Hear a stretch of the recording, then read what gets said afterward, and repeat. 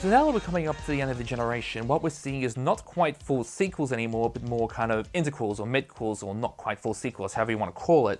If you want examples, you got things like Gears of War Judgment or even God of War Ascension.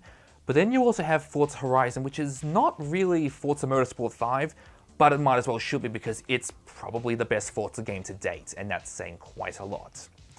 So the idea behind Horizon is it's an open world racing game. You're given an open world to drive around in, and it's actually legitimately probably the best thing that has ever happened to the series. Mostly because the open world actually makes a lot of sense. Like, there are collectibles in the game which are really smartly designed and make sense. There are just, there's a kudo system much similar to Project Gotham Racing, which means that if you're like me, you just set a waypoint to the other side of the world and just go for your life, just go see how much kudos you can rack up, because it is still really fun to drive around in those cars. I mean, hell, it is a Forza game. I mean, if anything else, the cars are still great to drive.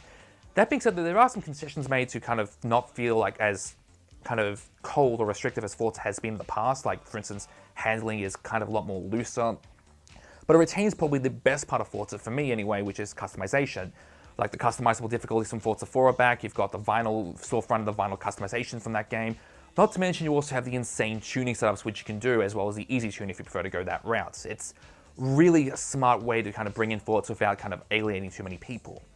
That being said, though, there are a couple of issues which bug me. First off, you've got the fact that, and admittedly this is more of a problem I think with Forza, is that it's only got two types of races in the game world. You got lap-based racing or point-to-point racing, which isn't bad, it's just it's limiting considering you have an open world and the multiplayer has a lot more fun modes which would have made sense in the offline game.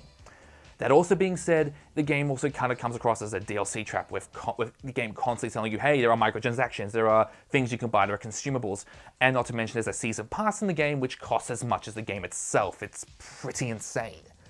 But with all that being said though, I mean, it is still a really fun racing game, and honestly the most fun I've had with a Forza title to date. So if you're like me and you really want to try an open world racing game that's not quite as manic or insane as Need for Speed or Most Wanted, Horizon is definitely your best bet.